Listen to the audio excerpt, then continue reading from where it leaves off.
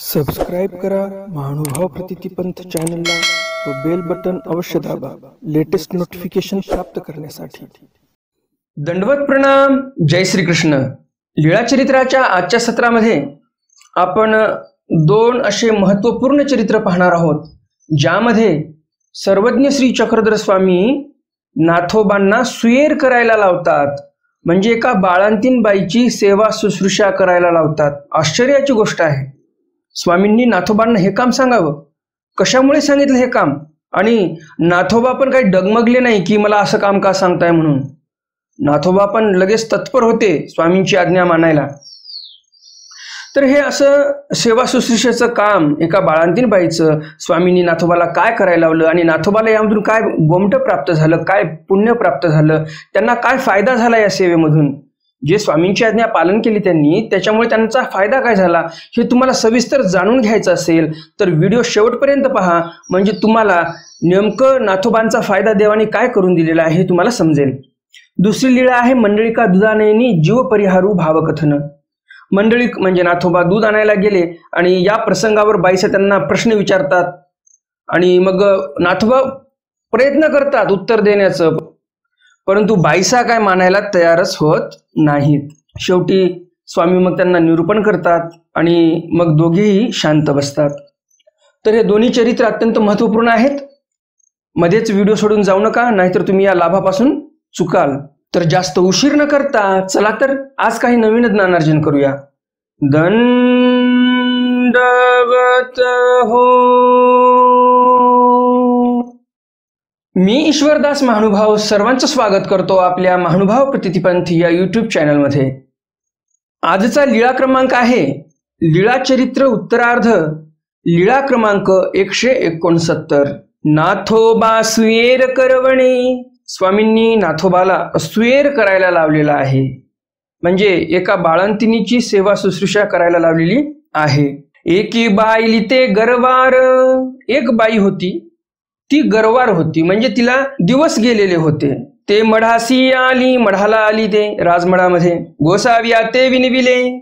स्वामींना ती बाई विनंती करते, जीजी ओळगिया सांडूनी गेला मज कोणी नाही। जीजी, ओळगिया जो होता तो सांडूनी गेला, म्हणजे माझा जो पती होता तो ओळगिया होता, म्हणजेच कोण्यातरी राजाच्या दरबारामध्ये तो सेवक होता आणि तो तिकडे गेलेला आहे, मला सोडून गेलेला आहे, आता मला कोणी नाही।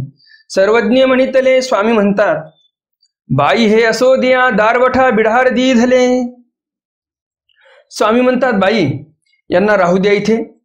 स्वामींनी त्या बाईला दारवंठ्यापाशीच बिढार दिलं। त्या महाद्वारापाशी आता पण स्थान आहे, सुयेरचं स्थान, त्याला सुयेरचं स्थान म्हणतात। महाद्वार ते दक्षिणे मुख जाचे, सुयेरे पहा पूर्व दिशे तयाचे। डोमेग्रामच्या आरतीमध्ये हे वाक्य आलेलं आहे। या काव्यामध्ये कवी म्हणतात, महाद्वार ते दक्षिणे मुख ज्याचे, जी जे काही परकोटाची भिंत होती आणि त्याला जे काही महाद्वार होतं ते दक्षिणाभिमुख होतं, म्हणजे दक्षिणेकडे तोंड होतं। आणि सुयेरे पहा पूर्व दिशे तयाचे, त्या महाद्वाराच्या पूर्व दिशेला सुयेराचं स्थान आहे, म्हणजेच जिथे ही बाळंतीण बाई ठेवली होती त्या पडवीला, ते स्थान महाद्वाराच्या पूर्व दिशेला आहे, असं त्या काव्यामध्ये आलेलं आहे। तर इथे चरित्रकार पण सांगत आहेत, जे दारवंठा होता म्हणजे महाद्वार होतं, त्या महाद्वारापाशी जे काही छोटी पट्टीशाळा होती तिथेच या बाईला बिढार दिलेला आहे।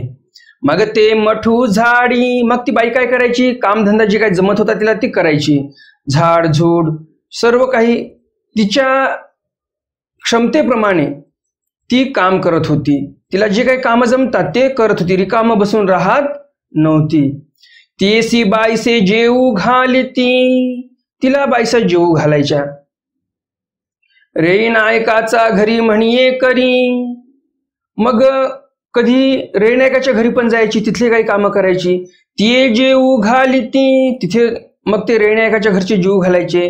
म्हणजे बघा, बाई कशी आहे हुशार ही, स्वामींचंच जास्त का खायचं, स्वामींचं काम थोडंसंच असते, तेवढं काम करायचं आणि 2 टाइम स्वामींचं खायचं, बरोबर नाही. आपण एकतर परमेश्वराच्या ठिकाणी काही अर्पण करू शकत नाही, तर परमेश्वराचं खायचं कसं काय.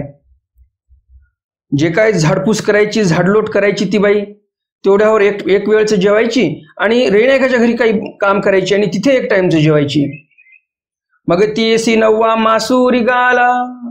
मग ज्यावेळेस तिला 9वा महिना लागला, सर्वज्ञ म्हणते बाई अशी झाडो नको देव. स्वामी म्हणतात बाई यांना आता काय झाडझूड करू देऊ नका, झाडपूस करू देऊ नका, आता 9वा महिना लागलेला आहे. म्हणजे आलं का लक्षात तुमच्या, 8 महिन्याची गरोदर बाई होती तोपर्यंत तिने काम केलेलं आहे. आणि काम करणं म्हणजे काय, तर कामामध्ये व्यायाम होतो चांगला.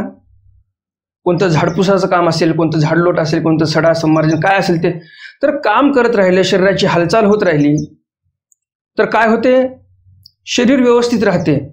आणि फारच सांभाळून शरीराला ठेवलं की शरीर आखडून जाते. आता हल्लीच्या काळामध्ये बघा सर्रासपणे सर्वांचे सीझर होतात. यामागचं कारण काय, तर व्यायाम तेवढा होत नाही आपला. या चरित्रामध्ये आपल्याला काय लक्षात आलं, तर ती बाई अक्षरशः 8 महिन्याची गरोदर होती तोपर्यंत तिने काम केलं. 9व्या महिन्यामध्ये देव म्हणतात आता तिला आराम द्या. त्या काळात सिझरिंग वगैरे काही नव्हती, सर्व प्रसूत्या घरीच व्हायच्या, जे दाया असायच्या त्या करायच्या, काही कोणता पैसा लागत नव्हता, काही नाही. आणि आताचे जे नॉर्मल प्रसूती होईल तिथे डॉक्टर लोक म्हणतात बिल आपलं जास्त झालं पाहिजे म्हणून सिझर करा म्हणतात. आणि क्रिटिकल कंडिशन काही होतात तर कशामुळे होतात, व्यायाम नसते त्याच्यामुळे होतात. मोठ्या घरचे असतील किंवा कोणीही असेल त्यांना असं वाटतं की आता गरोदरबाई आहे तिला काही काम नको. परंतु इथे आपल्याला चरित्रामध्ये लक्षात येते स्वामींनी त्या बाईला 8 महिन्याची होईपर्यंत काम करू दिलेलं आहे. म्हणजे काम म्हणजे काय फार अवघड काम नाही, झाड पूस लोट हे असे कामं जे तिला जमतील त्याप्रमाणे तिने काम केलेत, फारच अवघड काम केले नाही, अवघड काम करू पण नाही जास्त. तर इथे स्वामींनी पण तिला 8 महिन्यापर्यंत काम करू दिलेलं आहे. म्हणजे शरीराची हालचाल राहिली पाहिजे ना, शरीर व्यवस्थित, म्हणजे जसं आपण म्हणतो की चलती का नाम गाडी, तसं शरीर चालत राहिलं तर व्यवस्थित राहील. तर इथे आपल्याला हे लक्षात येते की आपण स्वामींचं जे म्हणणं आहे ते लक्षात घेतलं पाहिजे. स्वामींनी 9व्या महिन्यामध्ये काम बंद केलेलं आहे. 8 महिन्यापर्यंत व्यवस्थित तिचं चालू होतं काम करणे. कारण काय, तर तिची शरीर संपत्ती व्यवस्थित राहावी, तिला पुढे त्रास होणे म्हणून. आणि मग 9वा महिना लागला, देव म्हणतात बाई आता यांचं काम बंद करा, हिला काही काम सांगू नका. सर्वज्ञ म्हणते बाई यासी झाडू नको देव, हिला झाडूही नका देऊ आता. मग बाईसे ती येसी झाडवणे देती, मग बाईसे तिला झाडू देत नव्हत्या. मग एकुदी गोसावी असे उद्याचा पूजावसर झाला. मग एके दिवशी स्वामींचा पूजावसर झालेला होता, सकाळचा पूजावसर बरं का, सकाळचा पूजावसर स्वामींचा झालेला होता. गोसावी विहरणा बीजे केले, स्वामी विहरणाला गेले. मग मागुते मठासी बीजे केले, मग पुन्हा मठाला गेले. तवतीयसी दारवंठाची पट्टी शाळेवरी प्रसूती झाली असे, दारवंठ्याच्या पट्टी शाळेवरच तिची प्रसूती झालेली होती. पुढं लेकरू होतं. गोसावी ते देखली आणि दुःख करू लागली. स्वामींना पाहिलं त्या बाईने आणि दुःख करायला लागली. जी जी माये नाही, ना बहिणी नाही, कोणी नाही जी. बाई म्हणते देवा मला ना आई आहे ना बहीण आहे, कोणी नाही, म्हणजे कोणीच नाही मला. सर्वज्ञ म्हणते बाई दुःख न करा, हे असे नव्हे. स्वामी म्हणतात बाई दुःख कशाला करता तुम्ही, आम्ही आहोत ना. सर्वज्ञ म्हणते मंडळिका तुम्ही याचे स्वेर करा. स्वामी मंडळिकाला म्हणतात, नाथोबाला, जा बरं आता ही सगळी सेवा शुश्रूषा तुम्ही करणार त्या बाईची. हो का जी. नाथोबा असे नाही म्हटले की मला कसं काय करायला तुम्ही सांगत आहात असे कामं, सेवा शुश्रूषा का बाळंतीन बाईची मी नाही करणार, असं नाथोबा म्हटले नाही. देवाची आज्ञा आली, सरळ कामाला लागले. लागेल ते बाईसा ते मागा, जे लागेल ते बाईसांना मागा. मग नाथोबाई बाज घातली, ते धुतले, लेंकरुवांचे नाळ खांडिले. मग नाथोबांनी बाज टाकली, तिला धुतलं, लेंकरुवाचे नाळ खांडिले, लेकराचा नाळ काढला कापून. सगडिया घातलिया, शेगडी घातली गरम राहावं म्हणून वातावरण. बाईसा ते पिंपळ्या मागितल्या, बाईसाकडून पिंपळ्या मागून घेतल्या. पिंपळ्या म्हणजे काय, एक आयुर्वेदिक औषधी आहे ही, जे आपण जन्माष्टमीच्या दिवशी सुंटोडा करत असतो त्या जन्माष्टमीच्या दिवशी जे आपण सुंटोडा करतो त्या सुंटोड्यामध्ये पिपळीचा वापर होत असतो. कोणी त्याला लेंडी पिपळी असं बोलतात, आणि दुसरा एक पदार्थ असतो त्या सुंटोड्यामध्ये, त्याला गाठी पिपळी असं म्हणतात. तर इथे पिपळी दिलेली आहे, तर दोन्ही प्रकारच्या पिपळ्या दिल्या असं म्हणावं लागेल आपल्याला, किंवा मग एक प्रकारची पिपळी जे काही असेल, परंतु पिपळी दिलेली आहे. हे पिपळीचं काय काम असते, तर हे पिपळी गरमीची असते, उष्ण असते हे पिपळी. आणि म्हणून नाथोबांनी बाईसांना ती पिपळी मागितली. तिया वाटोणी दीधलिया मग बाईसे पथ्य करीती, आणि मग त्या पिपळ्या वाटल्या आणि नाथोबांनी तिला जे काही औषधीचं प्रमाण असेल त्या प्रमाणामध्ये नाथोबांनी ती औषधी दिलेली आहे. म्हणजे बघा, नाथोबा एकीकडे असं म्हणतात की मला देवाचं निरूपण लक्षात राहत नाही, परंतु सेवेच्या वेळेला कोण्या व्यक्तीला काय औषधी लागते हे त्यांच्या लक्षात आहे, आणि हे त्यांना कुठेतरी ज्ञान आहे नाथोबांना, म्हणूनच स्वामींनी त्यांना हे काम सांगितलेलं आहे. तर व्यवस्थित त्यांनी ते पिपळ्या वगैरे दिल्या. जे काही शरीराला गरमी पाहिजे ती गरमी या पिपळीच्या माध्यमातून त्या बाईला मिळणार होती, आणि ती पिपळी बरोबर ज्या मात्रेत द्यायला पाहिजे त्या मात्रेमध्ये नाथोबांनी दिलेली आहे. मग बाईसे पथ्य करीती, बाईसा सर्व पथ्य पाणी काय असते एका बाळंतीण बाईचं ते सर्व बाईसा द्यायच्या. ते नाथोबा सुती, नाथोबा आणून त्या बाईला द्यायचे. ते सर्व काही पथ्य पाणीचं जे काही खाण्याचं साहित्य असेल, वस्तू असेल काही, ते सर्व बाईसांनी जे तयार केलेलं आहे ते नाथोबा आणून द्यायचे त्या बाईला. मग त्या पडदनी देती, चिकसा कालवणी देती, मग ती आपले अंग माखिती, नाथोबा डोईये तेल घालिती. त्या बाळंतीण बाईला आंघोळे कोण घालत आहेत? नाथोबा घालत आहेत. तिच्या डोक्यात तेल टाकणे, चिकसा लावणे, व्यवस्थित सर्व जे काही करायचं असते ते सर्व नाथोबा करत आहेत. पाणी ठेविती, त्या बाईला आंघोळ करण्यासाठी गरम पाणी ठेवत आहेत. त्या पाण्याचे सेकू घेती, लेंकरून हाणीती, त्या गरम पाण्याचा शेक ती बाई घ्यायची. लेंकरून हाणीती, नाथोबास लेकराला आंघोळ घालायचे. मग गोसाव्यासी पूजावसरू झाला. हे सर्व कार्यक्रम आटपला आणि मग स्वामींना दुपारचा पूजावसर झालेला आहे. मग तेथ गोसावी पडताळावे बीजे केले. मग स्वामी तिथे पडताळण्यासाठी गेलेले आहेत. तर एवढं मोठं काम एका बाईचं काम स्वामींनी नाथोबांना का दिलं? ह्या मागचं कारणही तसंच होतं. कारण नाथोबा हे एक निर्विकार होते. आता हे नाथोबा निर्विकार होते याला प्रमाण कुठे आहे आपल्याला? तर आपल्याला प्रमाण भेटते ज्यावेळेस स्वामी म्हणतात, बाई आम्ही विषयानंद दौडून परमानंद प्रगट केलेला आहे. ती लीळा आपण मागे पाहिलेली आहे, उत्तरार्धामध्येच आहे लीळा, आणि छिन्नपापी गुंफेकडची लीळा आहे ती. ती घोगरगावची बाई येते, नंतर मग स्वामी तिला दर्शन देतात वगैरे. त्या लीळेमध्ये स्वामींनी म्हटलेलं आहे की नाथोबा जे आहेत मंडळिका येथीचा अवयव किंगा. स्वामी काय म्हणतात की मंडळिक म्हणजे नाथोबा आमचे अवयव आहेत जणू काही, म्हणजेच नाथोबांचा अवयववत स्वीकार केलेला आहे स्वामींनी. ज्या अर्थी परमेश्वर म्हणतात की नाथोबा म्हणजे आमचा अवयव आहे शरीराचा एक, तर तुम्ही विचार करा, परमेश्वराचा अवयव कधीतरी विकारी असू शकतो का? विकल्पी असू शकतो का? नाही. परमेश्वराचा अवयव म्हटल्यानंतर तो परमेश्वरासारखाच असणार. आणि म्हणून स्वामींनी नाथोबाला हे काम सोपवलेलं आहे. कारण नाथोबा एकदम निर्विकार आहेत, कुठल्याही प्रकारचा विकार त्यांच्या मनामध्ये नाही. आणि हे एवढं मोठं काम सांगितलं, ह्यावरून आपल्याला ते लक्षात येते की स्वामींनी एवढा भरोसा दाखवला म्हणजे विशेष नाही दुसरा काही आपल्याला विचार करण्यासाठी. एवढा भरोसा या भक्तावर नाथोबावर होता स्वामींचा, अवयववत स्वीकार केलेला होता स्वामींनी त्यांचा. एवढी मोठी पोच पावती दिलेली आहे नाथोबांना की तुम्ही एवढे श्रेष्ठ आहात. पण हे कळालं आपल्याला की स्वामींनी नाथोबांना हे काम का सांगितलं. नाथोबा हे निर्विकार होते, निर्विकल्प होते, स्वामींची आज्ञा शिरसावंद्य मानून काम करायचे, आणि म्हणून स्वामींनी त्यांना हे काम सांगितलेलं आहे. कारण की आपला शब्द इथे खाली जाणार नाही, स्वामींना याची शाश्वती होती. हा मुद्दा तर तुम्हाला समजला. आता मुद्दा दुसरा येतो, प्रश्न दुसरा येतो की ह्यामधून, या चरित्रामधून हे जे काम नाथोबांनी केलेलं आहे, नाथोबाला या कामाचा फायदा काय झाला, काय मोबदला मिळाला त्यांना? आता साहजिकच आहे, भक्त म्हटल्यानंतर मोबदला पाहत नसतो, परंतु आपण असं म्हणूया की तर नेमका फायदा यांचा झाला तरी काय, त्यांना काय महत्गोमट प्राप्त झालं? तर गोमटं हे प्राप्त झालं त्यांना की हे जे नाथोबांनी सुयर करवलेलं आहे, इथे सुयर केलेलं आहे त्या बाईचं, सगळी सेवा शुश्रूषा केलेली आहे, ह्या चरित्रामध्ये स्वामींनी यांचा 3रा जन्म लेखी लावलेला आहे.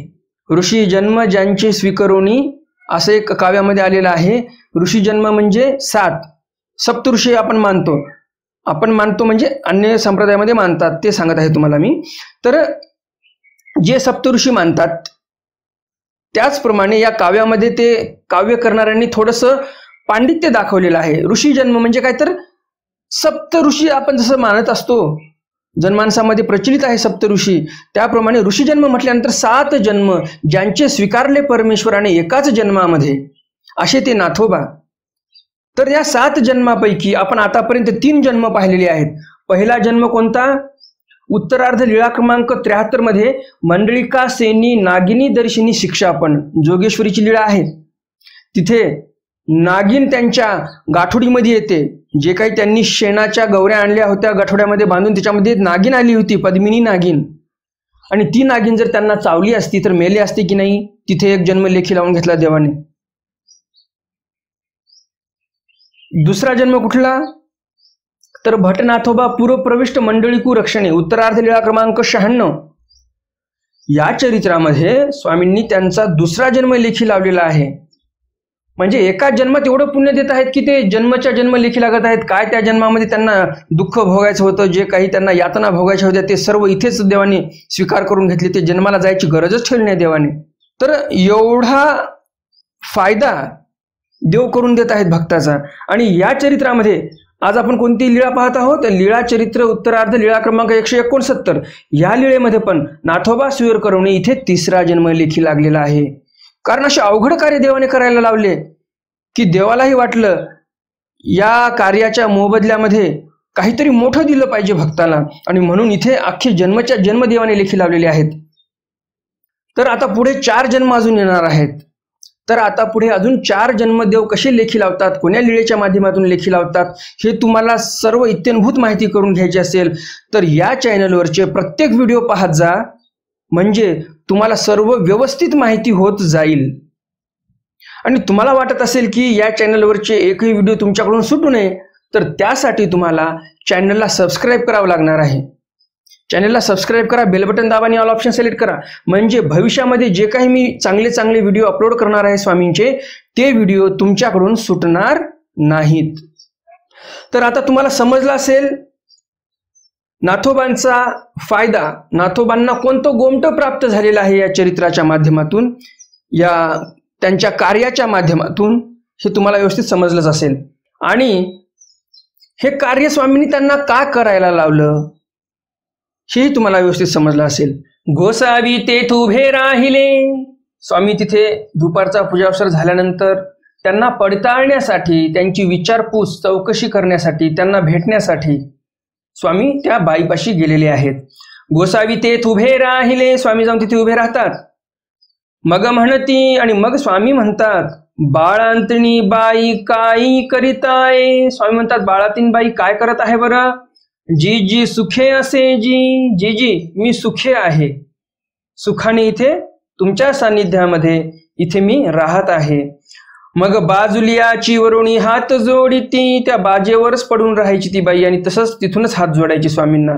मग गोसावी विहरणा बीजे करीती, मग स्वामी विहरणाला बीजे करायचे. विहरणीहुनी येता पडिताळीती, आणि विहरणावरून परत आले की त्यांची विचारपूस चौकशी करायचे. सर्वज्ञ म्हणितले, स्वामी म्हणतात, मंडळिका पशु असे. स्वामी मग इथे एका पशुचा दृष्टांत सांगतात. हे जे मागचं वाक्य आलेलं आहे, विहरणीहुनी येता पडिताळीती, इथे स्वामी आपल्याला काय शिकवण्याचा प्रयत्न करत आहेत? तर जे काही आपल्या ओळखीचे किंवा अनोळखी जरी असले, तुमच्या आसपास जर कोणी बिमार असेल तर त्यांना पडताळण्यासाठी आपण जावं. शब्द महत्वाचे असतात. तुम्ही तिथे गेलात, त्यांची विचारपूस केली, चौकशी केली, कसे आहात, बरे आहात का, काय म्हणते तब्येत, काय झालं होतं तुम्हाला, डॉक्टरांनी काय म्हटलं, कधी तुमची आता या तब्येतीची रिकव्हरी होईल पूर्ववत, हे सर्व असं आपण चौकशी केली पाहिजे, विचारणा केली पाहिजे, विचारपूस केली पाहिजे, तर पुढच्या व्यक्तीलाही चांगलं वाटते. आता ही बाई खरंच काही बोधवंत होती का हो? नाही. ही बाई काही देवापाशी अनुसरलेली होती का? नाही. तरी पण स्वामींनी तिथे चौकशी केलेली आहे. तर आपण पण माणुसकीच्या नात्याने आपले शेजारी पाजारी कोणाची जर अशी तब्येत बिघडलेली कळालं तर आपण तिथे जाऊन त्यांची चौकशी केली पाहिजे, त्यांनाही थोडंसं बरं वाटते. हे आपल्याला या चरित्रातून लक्षात येते. हे स्वामी जे वागतात ते सांगत आहे मी तुम्हाला. माझ्या पदरचं मी तुम्हाला काही सांगत नाही, किंवा माझी उक्ती आहे, मी माझी सोक्ती काही सांगत नाही की बस मी सांगतोय तुम्हाला आणि हे ऐका, असं मी कधीही आतापर्यंत सांगितलेलं नाही. स्वामी जे वागतात त्यामधून आपण काय शिकलो पाहिजे आणि आपण काय अंमलात आणलं पाहिजे हे मी तुम्हाला दरवेळेस सांगत असतो. तर इथे आपल्याला स्वामी हे शिकवत आहेत. स्वतःच्या वागण्यावरून स्वामी हे आपल्याला सांगण्याचा प्रयत्न करत आहेत की जी व्यक्ती बिमार असेल त्याची थोडीशी चौकशी करा, त्यांना पाहण्यासाठी जा, थोडंसं त्यांचंही अंतःकरण हलकं होईल. आपल्याला काय फार तिथे जाऊन पैसे खर्च करायचे नाही. 4 शब्द जर आपण गोड बोलले तर त्या माणसाच्या मनाला समाधान वाटते. तो पुढचा व्यक्ती जर डिप्रेशनमध्ये असेल आणि तुम्ही जर हसत खेळत बोलत असाल, त्यांना जर तुम्ही फ्रेश केलं तर त्यांनाही त्यांच्या स्वास्थ्यासाठी ते लाभदायक आहे. आणि म्हणून अशी आपण विचारणा केली पाहिजे, चौकशी केली पाहिजे, जसे स्वामी त्यांची करत आहेत. कोणाची? त्या बाळातीन बाईची. तर हे आपल्याला या चरित्रातून शिकायला मिळते. आपल्याकडून जे काही चांगलं होत असेल ते आपण केलं पाहिजे. सर्वज्ञ म्हणतील स्वामी म्हणतात, मंडळिका पशु असे ते झाडी जे पुसिजे तरी सावमे ये. स्वामी म्हणतात मंडळिकांना, पशु असते त्याला जर आपण झाडलं पुसलं तर तो पशु आपल्या जवळ येतो. वरी मान घाली, गाईला कधी तुम्ही असं खाजवा हाताने, मानेच्या खाली खाजवा थोडंसं गाईला, ती गाय अशी मान वर करते. ते स्वामी सांगत आहेत. वरी मान घाली म्हणजे तिला जर तुम्ही गाईला चोंभाळलं, खाजवलं तर अशी मान वर करते की मानेलाही खाजव. तर असं असते. देव सांगतात की आपण जर कोणाची विचारपूस केली, चांगलं हे केलं तर पुढच्या व्यक्तीला थोडंसं बरं वाटते. ज्याप्रमाणे हा पशुला बरं वाटत आहे. पशुचं उदाहरण दिलेलं आहे देवाने इथे, की आपण जर एखाद्या पशुला, एखादा बैल आहे, गोरा आहे, एखादी कारवड आहे, एखादी गाय आहे, तिला जर आपण जाऊन चोळलं, खाजवलं तिला एखाद्या दगडाने, तर ती वरमान घालते. नाथ एक म्हणजे तरी परते जाय. नाथ एक म्हणजे तिला जर हाकलून दिलं तर परते जाय म्हणजे पलीकडे जाते. दगडाने खाजवलं म्हणजे काय फार मोठा दगड घेऊन खाजवायचं असं नाही म्हणत मी. काही जण काय करतात की त्या गाईला जर असं हातानं आपण खाजवलं तर हाताला खूप मळ लागतो, कारण गाईला कोणी आंघोळ घालत नाही. पोळ्याला आंघोळ घालत असतील वर्षाकाठी तर हाताला खूप मळ लागते. आणि म्हणून काही लोक काय करतात, विटीचा तुकडा, एखादा छोटा दगड ते घेऊन असं घासत बसतात, किंवा एखादं छोटंसं लाकूड, ते लाकूड घेऊन घासत बसतात, गाईला चोंभाळत बसतात. तर त्यासाठी म्हणलो दगड घेऊन घासतात. नाही तर तुम्हाला असं वाटायचं फारच मोठा दगड घेऊन घासत बसतात का, तसं काही नाही बरं का. आणि त्याच जनावराला, त्याच ढोराला जर थैक म्हटलं, हकलून दिलं तर ते परते निघून जाते, दूर निघून जाते. तैसे जीव झाडिले फुसिले वाहती त्रसले तरी जाती. त्याप्रमाणे स्वामी नाथोबाला म्हणतात, आपण जर जीवांची विचारपूस केली, चौकशी केली तर वाहती म्हणजे आपल्या सोबत संपर्कात राहतात, आपले संबंध चांगले राहतात. आणि त्रसले म्हणजे आपण त्यांची चौकशी केली नाही, हेळसांड केली तर जाती म्हणजे निघून जातात आपल्यापासून दूर. ऐसी नाथोबा येतयाची 12 दिवस शुश्रूषा केली, 1 दिवस नाही. स्वामींच्या आज्ञेनुसार 12 दिवस त्या बाळांतीन बाईची शुश्रूषा नाथोबांनी केलेली आहे. त्या बाळातीन बाईनी पण काय दैव जोडलं होतं तिचं तिला माहिती, की एक नाथोबासारखा भक्त तिची सेवा शुश्रूषा करत आहे. 1 दिवस नाही, 2 दिवस नाही, 12 दिवस नाथोबांनी त्या बाईची शुश्रूषा केलेली आहे. तर अशा प्रकारे एक सुंदर असं चरित्र देवाने इथे घडवलेलं आहे. सुंदर अशी माहिती पण आपल्याला याच्यातून मिळालेली आहे. छान प्रकारे मार्गदर्शन देवाने केलेलं आहे की आपण कसं जगावं. या जीवनामध्ये आलोत आपण तर का फक्त पैसा कमवण्यासाठी आलेलो आहोत का? मनुष्य जन्मामध्ये काहीतरी चांगलेही कर्म आपण करून गेलो पाहिजे.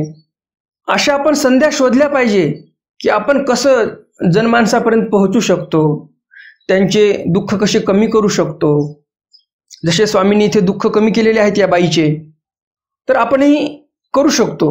इच्छाशक्ती पाहिजे आपल्याला. फक्त समाजसेवा करायची म्हणजे पैसा फार लागतो आणि पैसा नसेल तो समाजसेवा करू शकत नाही, असं काही नाही, असं स्वामींनी इथे दाखवून दिलेलं आहे. 4 शब्द गोडीचे बोला तुम्ही, कोणाचं मन हलकं करा, ती पण एक समाजसेवाच आहे. परंतु परिस्थिती अशी झालेली आहे सध्याची, घरातल्या घरात कोणी कोणाचं मन हलकं करायला तयार नाही. घरातल्या घरात भांडणं तंटे चालू आहेत. मग लोकांचं मन हलकं करायला कोणाला वेळ आहे? परंतु आपण हे विसरून जातो की आपण पुढील व्यक्तीचं जरी मन हलकं केलं असेल तरीही आपल्या मनाला पण कुठेतरी समाधान लाभते की माझ्याकडून काहीतरी चांगलं काम झालेलं आहे. ते समाधान लाखो रुपये खर्च करूनही आपल्याला प्राप्त होत नाही, जे समाधान असं काम केल्यानंतर प्राप्त होते. फुकटात समाधान मिळत आहे, ते समाधान आपल्याला नकोसं वाटते. स्वामींनी आपल्याला तेच समाधान प्राप्त करून घ्यायला शिकवलेलं आहे या चरित्रामधून. कधी शिकणार आपण? 800 वर्ष होऊन गेले, या चरित्राला होऊन 800 वर्ष होऊन गेले. एवढे मार्गदर्शक तत्व प्रत्येक चरित्रामधून आपल्याला मिळतात, परंतु आतापर्यंत आपण डोळे झाकून बसलेलो होतो. काय घ्यावं नेमकं त्या चरित्रातून हेच आपल्याला समजत नव्हतं. देवाचं प्रत्येक बोलणं, देवाचं प्रत्येक ठिकाणी उठणं बसणं भरपूर काही शिकवून जाते आपल्याला. फक्त आपली तशी दृष्टी पाहिजे. आपण असे डोळे उघडे ठेवून ते चरित्र आपल्या डोळ्यासमोर चित्र आणलं पाहिजे, तर आपल्याला त्याचा इत्यंभूत व्यवस्थित लाभ होईल. तर हे चरित्र व्यवस्थित समजलंच असेल तुम्हाला. आता पुढचं चरित्र आहे मंडळिकाचंच, तेही चरित्र आपण जाणून घेऊया. उत्तरार्ध लीळा क्रमांक 170. मंडळिका दुधानयनी जीवा परिहारू भावकथन. मंडळिक दूध आणण्यासाठी गेले, दूध घेऊन आले आणि या प्रसंगावर नाथोबा परिहार देतात बाईसांना. नाथोबा शीतळे गव्हाणुनी दूध आणि ती. नाथोबा शीतळ गव्हाण म्हणजेच शीतळे गव्हाण नावाचे गाव होतं, तिथून दूध आणायचे. नीच पूजावसरू झाल्यानंतर जाती. दररोज पूजावसर झाल्यानंतर जायचे ते. ती दिवशी सकाळची गेले. स्वामींचा सकाळचा पूजावसर होण्याच्या अगोदरच ते गेले दूध आणण्यासाठी. तो ते बाईल म्हैसी दोहे. ती बाई म्हशीचं दूध काढायला बसलेलीच होती. त्या बाईने म्हशीचं दूध काढलं. पाणी मिसळून लाहेची. समोरच नाथोबा उभे आहेत. आता पाणी कसं टाकावं दुधामध्ये? पाणी तर काय टाकता आलं नाही. नाथोबासी थोडे दूध घातले. दूध ती म्हैस पहिलेच कमी द्यायची आणि त्या कमी दुधामध्ये पाणी मिसळून ते दूध नाथोबाला ती बाई दररोज द्यायची. आज नाथोबा लवकर पोहोचले, दूध काढणं झालंच नव्हतं आणि नाथोबाच्या समोर पाणी टाकता येत नव्हतं. आणि म्हणून घरी जेवढं दूध लागते तिने ठेवलं आणि थोडंसं कमी दूध आज दिलं तिने, कारण की पाणी टाकता नाही आलं ना. आणि म्हणून तिने आज नाथोबांना दूध कमी दिलं. नाथोबासी दूध घेतले. नाथोबांनी दूध घेतलं ते आणि आले डोमेग्रामला बाईसांकडे. बाईसा हाती दिधले. बाईसाकडे दूध देऊन टाकलं. बाईसी दूध पाहिले तव थोडे. बाईसाने दूध पाहिलं तर त्या भांड्यामध्ये दूध कमी दिसलं बाईसांना. हा नाथो, हे दूध आजी का थोडे? बाईसा म्हणतात, नाथो आज दूध कसं काय कमी आलं बरं? काही सांडिले, रस्त्याने येता येता सांडून टाकलं का दूध तू? ना आई. नाथो म्हणतात, नाही आई, दूध वगैरे काही सांडलेलं नाही. तरी काही कवडे पाडिले. तर मग रस्त्याने जात असताना काही कवडे पडले का तुझ्याकडून रस्त्याने आणि म्हणून कमी कवड्याचं दूध आणलं तू? असं काही झालेलं आहे का? ना आई. नाथोबा म्हणतात, नाही, तसंही काही झालेलं नाही. तरी का दूध थोडे? तर बाईसा मग म्हणतात, मग दूध कमी कसं काय आलं? ते परिहारू देती. नाथोबा लागले परिहार द्यायला की नाही बाई, मी असं काही केलं नाही, कवडे कुठे पडले नाही, काही मी कुठे हेडगाळून पडलो नाही, कुठे दूध सांडलं नाही, असं काही झालेलं नाही. नाथोबा सांगत आहेत. परंतु बाईसा पुन्हा तेच म्हणत आहे, दूध कसं कमी आलं आज? ती तैसेची म्हणती. बाईसा तसंच म्हणायला लागल्या. नाथोबा परिहार द्यायला लागले. बाईसा पुन्हा तेच म्हणायला लागले. कोणाचंच संपत नव्हतं. मग सर्वज्ञ म्हणितले. शेवटी स्वामी म्हणतात, बाई हानीच उशिरा जाई. मग स्वामी परिहार देतात. बाई दररोज नाथोबा उशिरा जात होते, तर ते बाईल पाणी मिसळी. ती बाई मस्त दूध काढून ठेवायची, त्याच्यात पाणी टाकून ठेवायची, मिसळून ठेवायची पाणी त्या दुधामध्ये. आजी सकाळी गेले. दररोज नाथोबा उशिरा जायचे, ती बाई पाणी मिक्स करून ठेवायची दुधामध्ये. आज नाथोबा लवकर गेले म्हणून आजी पाणी मिसळून लाहेची, आणि म्हणून आज त्या बाईला पाणी मिसळताच आलं नाही, कारण की नाथोबा लवकर पोहोचले. हे काही बाबा पाणी कैसे मिसळेल, तरी पण बाईसा ऐकायला तयार नाहीत. काय म्हणतात बाईसा? हे काही बाबा असं कसं काय म्हणताय तुम्ही? पाणी कैसे मिसळेल? ती बाई पाणी कसं काय मिसळू शकते दुधामध्ये? नाही नाही, असं नाही होऊ शकत. याच नाथोनी दूध कसं काय कमी आणलं, मला हे समजत नाही. या नाथोची चुकी आहे काहीतरी. मग सर्वज्ञ म्हणितले, आणि मग शेवटी स्वामी म्हणतात, उगे असा गा मंडळिका जीव जीवा काही परिहारू असे. स्वामी म्हणतात, उगे असा गा मंडळिका, मंडळिक हो, काही बोलू नका तुम्ही आता. जीव जीवाला काही परिहार नसते. तुम्ही कितीही परिहार दिला तरी बाईस ऐकायला तयार नाही. बरं जाऊ द्या, तुम्ही परिहार दिला ऐकत नसेल, परंतु मी बोललो तरी बाईसा ऐकायला तयार नाही. आता काय करावं बाईसाला तरी आपण? द्या सोडून विषय, असं स्वामी नाथोबांना म्हणतात. दुसऱ्या एका पाठामध्ये असं आलेलं आहे, बाईसा दुधाचं काय करायच्या तर दूध घट्ट करायच्या, थोडंसं आळवायच्या दूध, आणि संध्याकाळी स्वामींना ते दुधा भाताची आरोग्यांना द्यायच्या बाईसा. मग ज्या दिवशी हे दूध कमी आलं त्या दिवशी पण दूध आळवलं त्यांनी, तर लवकर घट्ट झालं. दररोज दुधामध्ये पाणी असायचं, तर त्या दुधाला घट्ट होण्यासाठी, तांबूसपणा येण्यासाठी, खमंग दूध होण्यासाठी जास्त वेळ चुलीवर ठेवावं लागायचं, आणि मग ते कुठे दूध थोडंसं घट्ट व्हायचं, तांबूस व्हायचं, खमंग व्हायचं दूध. परंतु आज काय झालं, पाणीच नव्हतं दुधामध्ये, आणि म्हणून लवकर दूध आळल्या गेलं. आणि मग बाईसांच्या लक्षात आलं हे सर्व प्रकार घडल्यावर की खरंच दररोज वेळ लागायचा एवढं दूध खमंग होण्यासाठी, आणि आज लवकर दूध झालेलं आहे, आळलेलं आहे, लवकर खमंग झालेलं आहे दूध, तांबूस झालेलं आहे. म्हणजेच नक्कीच दुधामध्ये ती बाई पाणी देत होती, हे नंतर बाईसांना कळते, असं एका पाठभेदामध्ये आलेलं आहे. आणि मग बाईसांना वाटते की नाही गडे, नाथोबांनी काहीही चूक केलेली नाही, चूक त्या बाईची आहे, बाई खरंच पाणी टाकायची ते. म्हणजे एखाद्या प्रसंगी असं असते की हा जीव देवाचंही ऐकत नाही. ज्यावेळेस बाईसांना प्रत्ययाला आलं, समोर घटना घडली की दूध लवकर आळल्या गेलेलं आहे, लवकर घट्ट झालं, म्हणजे नक्कीच आज दुधामध्ये पाणी नव्हतं आणि म्हणून दूध कमी आलेलं आहे, दररोज दुधामध्ये पाणी असते, हे त्यांना प्रत्यक्ष पुढं प्रक्रिया घडली त्या दुधाची, प्रसंग तसा आला समोर, त्यावेळेस त्यांना खरं पटलं स्वामींचं. हे आपल्याला या चरित्रावरून लक्षात येते. आणि म्हणून देव म्हणतात, जीव जीवा काही परिहार असे. तुमच्याही जीवनामध्ये असे काही प्रसंग येतील, कोणी तुमच्यावर काही आरोप घेतील, तुम्ही कितीही प्रयत्न करा परिहार देण्याचा, तुम्ही कितीही प्रयत्न करा ते आरोप जे लागलेले आहेत ते झिडकारून टाकण्याचा, परंतु लोक तुमचं मान्य करणार नाहीत. परंतु काळांतराने ज्यावेळेस त्यांना सत्य पटेल, काही प्रसंग असे घडतील की त्यावेळेस त्यांना ते वाटेल की नाही नाही, तो व्यक्ती जो म्हणत होता 4 महिन्याखाली तेच सत्य होतं, आता हे प्रसंग घडल्यानंतर आपल्याला लक्षात आलेलं आहे, असं होईल, असं देवाने इथे सांगितलेलं आहे. त्यामुळे आपण चांगल्या भावनेने काम करत आहोत, आपल्याला माहित आहे आपली चांगली भावना आहे, देवालाही माहिती आहे आपली चांगली भावना आहे, आपण चांगल्या भावनेने काम करत आहोत, तर आपण कोणालाही परिहार देत बसू नये. एकदा दोनदा परिहार द्यावा, पुढचा व्यक्ती ऐकत नसेल तर सोडून द्यावं, त्याला म्हणावं मी काय करत आहे ते देवाला माहिती आहे. त्यामुळे अशा लोकांच्या पुढे जाऊन आपला परिहार देत बसायचं नाही. एकदा दोनदा द्यायचं, ऐकलं तर ठीक आहे, नाही तर सोडून द्यायचं. इथे स्वामी सांगत होते बाईसांना, तरी पण बाईसा ऐकायला तयार नव्हत्या. तर आपण काय आहोत, आपलं काय म्हणून लोक ऐकतील, त्याच्यामुळे काही चिंता करायची नाही. कुत्ते भुकते हत्ती चलते, कुत्रे भुकत राहतात, आपण हत्तीप्रमाणे चालत राहावं. चांगल्या मार्गावर आहोत, आपण चांगलं कार्य करत आहोत, आपलं मन आपल्याला ग्वाही देते, आपले स्वामी आपल्याला पाहत आहेत आपण चांगले काम करत आहोत ते, ह्यापेक्षा आपल्याला अजून काय पाहिजे. त्यामुळे लोकांचं टेन्शन घ्यायचं नाही. तर ह्या चरित्रातून हे आपल्याला लक्षात येते. आजच्या सत्रामध्ये 2 चरित्र झालेली आहेत, नाथोबा सुयर करवणे. ह्या चरित्रामध्ये तुम्हाला काय शिकवण मिळाली, ह्या चरित्रामधून नाथोबाने जे काही काम केलं, या कामामधून काय शिकवण मिळाली, तुम्हाला काही आरोग्याविषयी चांगली माहिती मिळाली का? जे काही तुम्हाला चांगलं वाटलं या चरित्रातलं ते कृपया कमेंट बॉक्समध्ये कमेंट करा. आणि दुसरं चरित्र आहे मंडळिका दुधानयनी जीवा परिहारू भावकथन. या दुधाच्या प्रसंगावर जे लीळा घडलेली आहे मंडळिकाची, ह्या लीळेतून तुम्हाला काय समजलं हेही कमेंट करा. तर या दोन्ही चरित्रामध्ये तुम्हाला काय काय चांगलं वाटलं हे व्यवस्थित खाली कमेंट करा. आजचा हाच प्रश्न आहे. अजून जर तुम्ही या व्हिडिओला लाईक केलं नसेल तर लगेच या व्हिडिओला लाईक करा. जास्तीत जास्त आपल्या वासनिक मंडळीपर्यंत हा व्हिडिओ शेअर करा, म्हणजे त्यांनाही या ज्ञानाचा लाभ होईल. तर आता आपण पाहूया कालच्या सत्रातील प्रश्न, त्याचं उत्तर. कालच्या सत्रामध्ये मी प्रश्न विचारला होता, स्वामींनी मार्कंडाला भटोबासांच्या आणि नाथोबांच्या पाठीमागे का पाठवलं?